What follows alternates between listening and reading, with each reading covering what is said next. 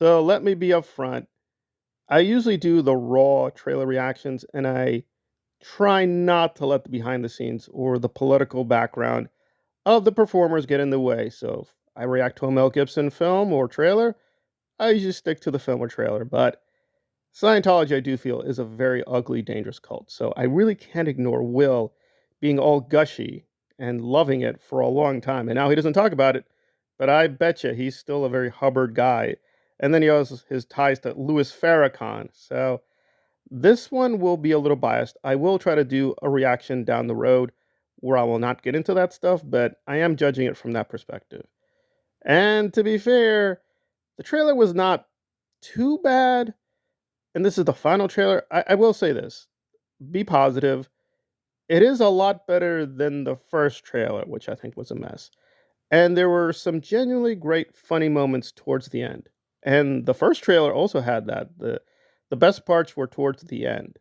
But in terms of the actual guts and what I'm going to call it, the substance of the story, it's kind of lame. So apparently, the bad boys are back because their boss has been framed. Now, to see why that's a little weird is the boss is dead. So the boss, beyond the grave, anticipated he would get a frame up and they'd go after the bad boys, Will and Martin. Okay, whatever. I mean, it's a movie. Movies are silly and fantastical. But then it gets a lot worse where they're rampaging through a lot, and I do mean a lot of scripts, like The Fugitive, which is a great 1990s film. I love it.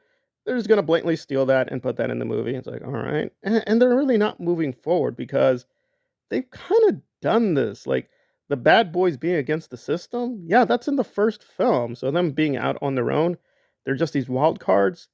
Yeah, we kind of did that already. And I know some subscribers tried to correct me on the, what do we want to call it? Martin's candy addiction or whatever. Yeah, but okay, fine, whatever. But it looks terrible. It just looks like a lot of CGI. And the CGI looks really bad. That said, there's a lot of energy. Although the soundtrack wasn't really impressive, I was like, okay, it has a certain kinetic charm to it. But really, there's not much here. Even if you're a Will Smith fan, I'd be like, this is kind of below average for him. So, yes, even putting aside the Scientology, put aside the slap, just judging this the best I can, it's just not. It's not that fun, and it's not that interesting, and looks really cheap. That said, I don't hate the directors.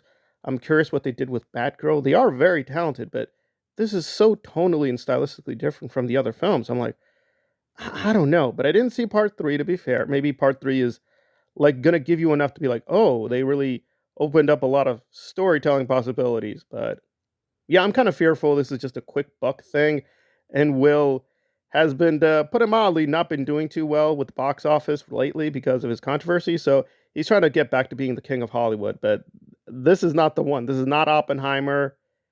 This is not even Justice League with Zack Snyder. You know, it's like this is just, oh, the bad boys are back. They're not even playing the bad boys music, which is like weird. So I don't know. I'm gonna have to give this trailer a severe 6.5. There is enough good stuff if you are a hardcore fan. You'll be like, oh, I remember that, and I remember that. And there is a lot of fun stuff here, but really, I mean, I'd pick Axel over this. Axel seems like it actually may be a good film. And Eddie has his own controversies, but compared to Will Smith, they're fairly minor.